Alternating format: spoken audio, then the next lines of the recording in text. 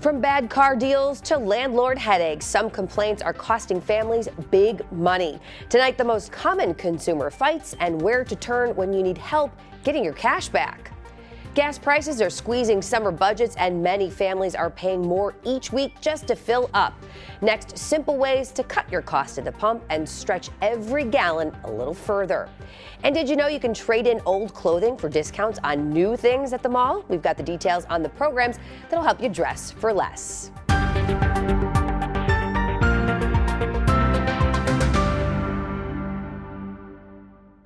Welcome to The Watchdog, where we protect consumers, share warnings and alerts, and help you save money. I'm Jen Pachano.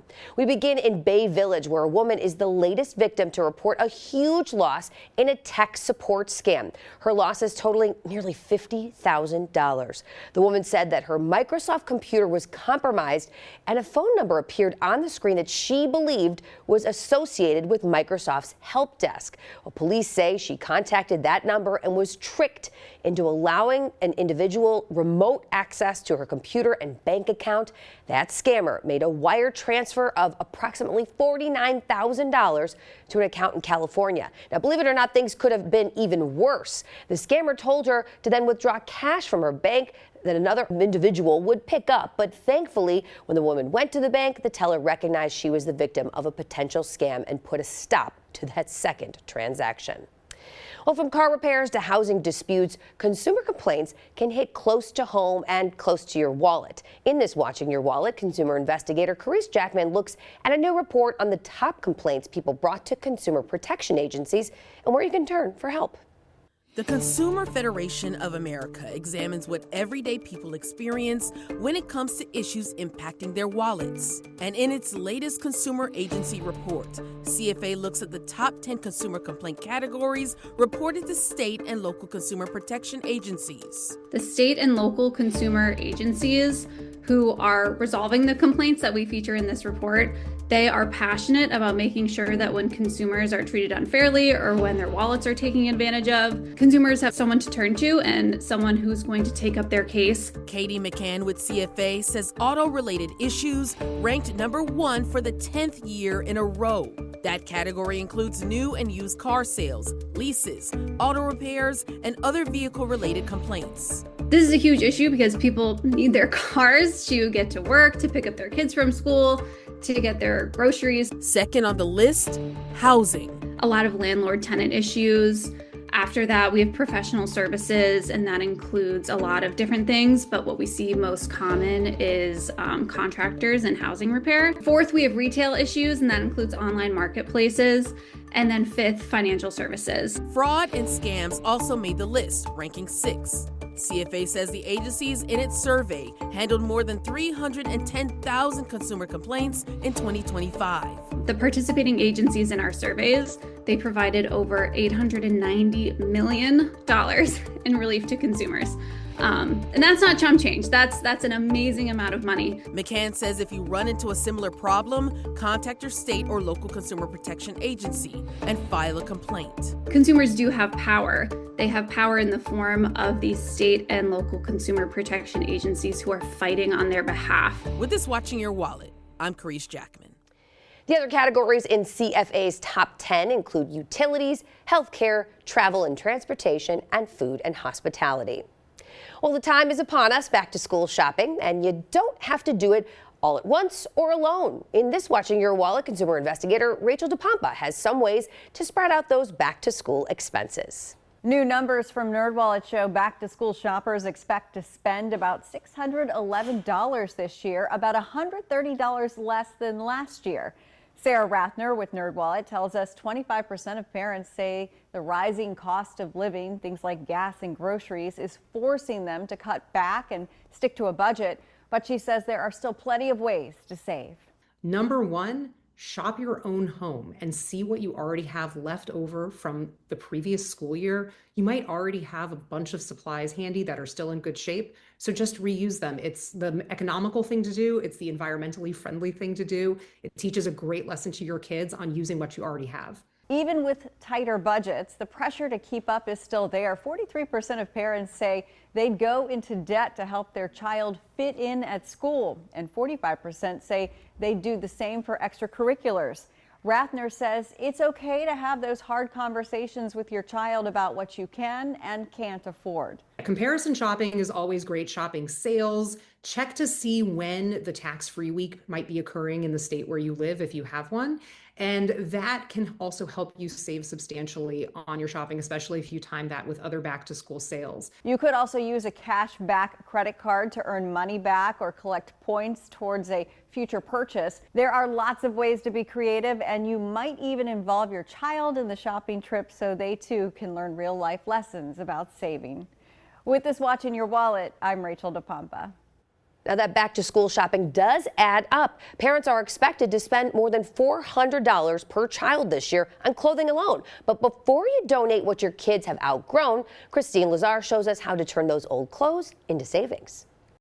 This could be any clothing that you were going to donate anyway. We've all been there, driving around with a bag of clothes in our trunk with the intention of dropping it off at a donation center. All right, so I got 15% off my purchase. But that used clothing could be used toward new clothing. I think a lot of people don't realize that you can get money for clothes that you don't want anymore. Yes, and it's not just selling clothing online. You can actually bring them to retailers to get discounts on purchases. Why do you think so many people don't know about this? A lot of these policies aren't widely promoted on the retailers' websites, but there is fine print. You just have to do a little bit more research. Consumer savings expert Andrea Warrock and I went to the mall to test out some of the trade-in programs, starting with H&M's textile recycling program. Shoppers can bring in any item of used clothing, regardless of the brand. Warrock turned in a few items of clothing her kids had grown out of and walked out with a 15% off coupon to be used that day or any day within the next 6 months. What I would personally do is to maximize the discount, make sure that I buy multiple things in one trip so that I get a bigger bang for my buck. American Eagle offers a similar trade-in program. Drop off worn-out clothing or even shoes and you get a code for $5 off. At J.Crew, you can drop off any item of swimwear, men's, women's, or children's, any brand, and get a $5 credit per item, up to 4 items at a time. That's $20. At Madewell, they want your old denim regardless of the brand. It doesn't matter how old your jeans are, the retailer will give you a $20 credit. Lululemon will give you a gift card up to $25 in exchange for gently used women's and men's clothing. PacSun also has a pre-loved program with ThredUp, and Levi's allows you to trade in used denim in exchange for a gift card. The amount you get depends on how much the store thinks your old denim is worth. And this is a great way to turn the old clothing, old brands you have into deals on new purchases. Christine Lazar, CBS News, Los Angeles. And make sure to check retailers' websites to find other stores that have similar programs. There are also trade-in deals for electronics. Apple, Walmart, GameStop, and Best Buy all have buyback programs and accept things like phones, smartwatches, and video games. Well, coming up on the Watchdog, the Solon police stepped in just in time to save a woman from losing everything she had to an aggressive scammer. And we've got the body camera footage and how it played out up next.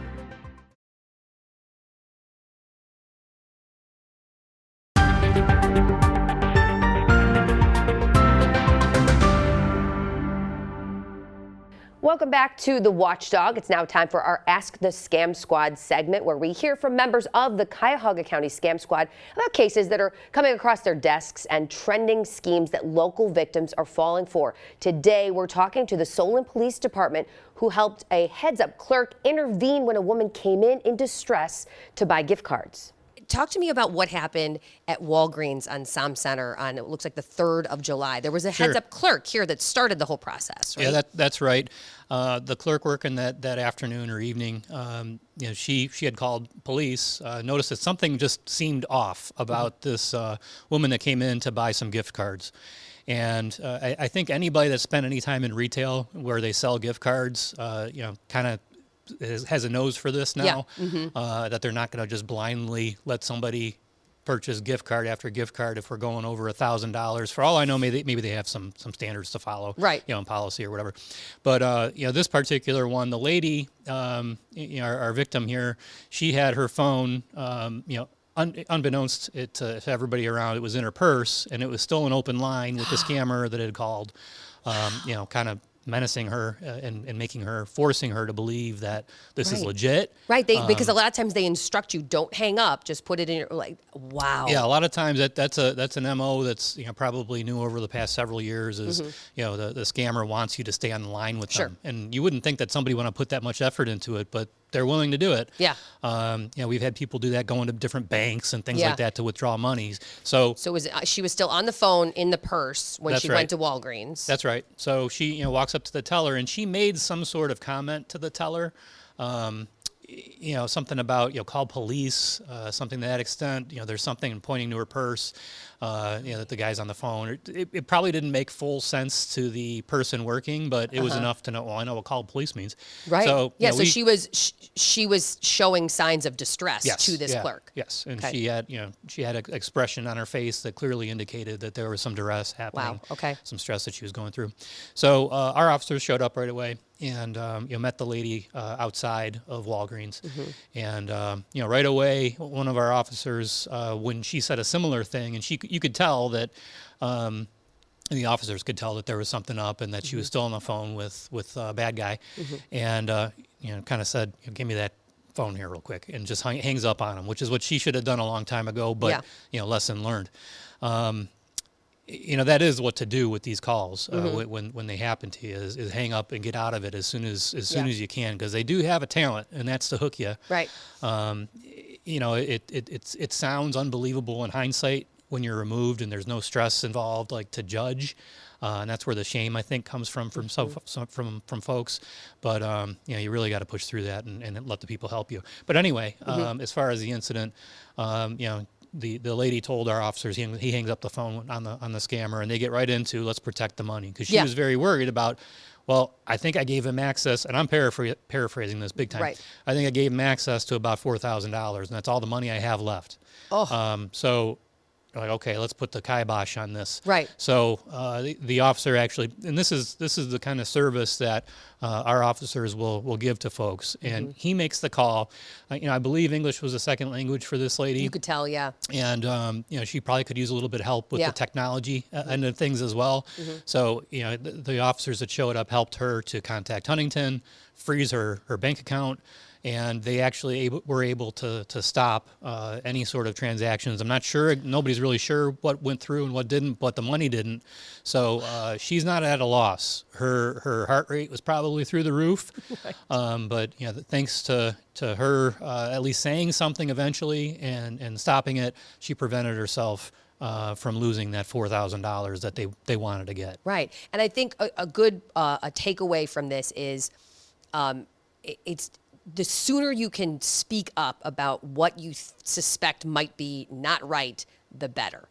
That's right. The sooner, like the fact that she was heads up enough to alert the clerk, that the clerk called the police, that the police hung up, like all of these things are the right move to make to really stop the bleeding. So tell people if they do suspect that they are literally in the middle of something like that, whether they be a clerk at a store or a person who's the victim, what will Solon Police do for them if they are in the city of Solon? If they're in the middle of it, like if they're in the middle of it, what do you do? Yeah, and what will they do for you? We want to stop that person from becoming a statistic and losing anything. So listen to the police officer's advice. Do what they're telling you to do.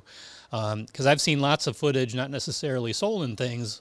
People are absolutely convinced in that moment that it's a dire consequence. Something very bad is happening, and it has to be acted upon now. Trust when police have nothing to gain from you suffering in a scam attempt. So if they're telling you to do something, we're no dummies. We understand what's going on. We're educated. We're experienced. Listen to the officer and let him help you. Right, because a police report can and should be made, even if it is after the fact, and that is the first step you need to take to stop any damage that may have already been done. Thank you so much. You're welcome. Millions of Americans are turning to AI chatbots for financial advice. I'm Jill Schlesinger with the questions it's okay to ask AI and the ones to avoid.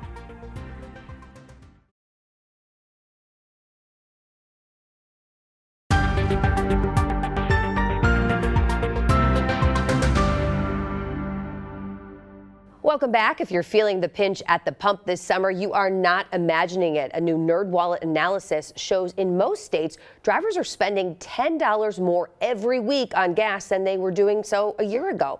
For a lot of families, that adds up to hundreds of dollars more a year. Consumer investigator Rachel DePompa has the simple gas saving and budget moves to help your family fight back in this Watching Your Wallet. Gas prices have a lot of families looking for places to cut back on spending or trying to come up with new ways to save at the pump. Kim Palmer, a personal finance expert with NerdWallet, says inflation across many sectors is hurting budgets this summer. From higher grocery bills to higher energy costs, many Americans are overspending right now, and it's forcing people to get creative. One of the first things that we can do is to just spend a little more effort shopping around for gas, because sometimes if you drive to a different gas station, it's still in your area, it can save you significantly per gallon. And that can really add up over time. Palmer says use apps like Gas Buddy to help you search for the lowest prices in your area. Consider opting into loyalty programs offered by different stores and gas stations, especially if you're buying from the same place over and over. You can build rewards and get discounts week after week. And then we can also think about the way that we're driving. So sometimes we're carrying around some extra heavy items in the trunk of our car, and that burns more gas. Just driving more efficiently. So instead of aggressively accelerating and then braking hard, we want to try to drive smoothly because that uses less gas. She also recommends making sure your car is running efficiently. Get the once-a-year checkups or inspections so your car is operating as smoothly as possible, so you're also getting the most out of each gallon. With this Watching Your Wallet, I'm Rachel DePompa. Well, more Americans are turning to artificial intelligence for everyday questions and increasingly for help with their finances. But before you let a chatbot weigh in on your money moves, there are some important do's and don'ts. CBS business analyst Jill Schlesinger explains. In a recent study looking at Americans' use of generative AI, 66% said they've turned to it for financial advice. If you're thinking about using AI to help manage your money, it's important to follow these guidelines. First, do not share sensitive personal information, including social security numbers, account numbers, tax details, and of course, passwords. These platforms aren't regulated like financial institutions, so your information could be stored or reused in ways you can't control, putting you at risk of fraud or identity theft. That said, AI often provides helpful overviews and general information, operating like a smarter search engine. You can ask AI to explain the difference between a Roth and traditional IRA, how compound interest works, or even to help evaluate two different job offers with two different benefit packages. But AI can't account for nuance, and it doesn't owe you a fiduciary duty. So it should not replace customized professional financial advice. To make your experience better, look at the URL sources for the information provided. Try to stick to identifiable ones like government sites or large financial company sites rather than someone's blog. When it comes to your finances, let AI help with the homework, but don't let it make the final decision. In New York, I'm CBS News business analyst Jill Schlesinger.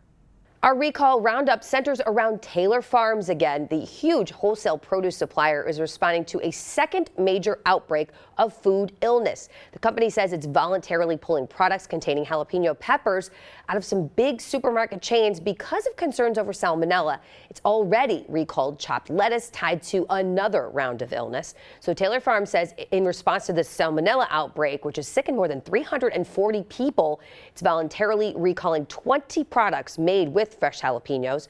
The recalled products include dips and salsas. They were distributed across 26 states to major retailers and restaurant chains like Chipotle, Target, Walmart, and Trader Joe's. Taylor Farms says affected products include spicy guacamole, mango pico de gallo, taco dip, and more than a dozen other products. Well, that's it for this episode of The Watchdog here on 19 News Plus. Now, every week, we're going to bring you the latest scam alerts, fraud reports, recalls, and trending consumer news. It's each Wednesday at 6:30 p.m. If you want to catch some previous Scam Squad stories, you can find those on Cleveland19.com under the News tab. I'm Jen Pachano. Thanks for watching.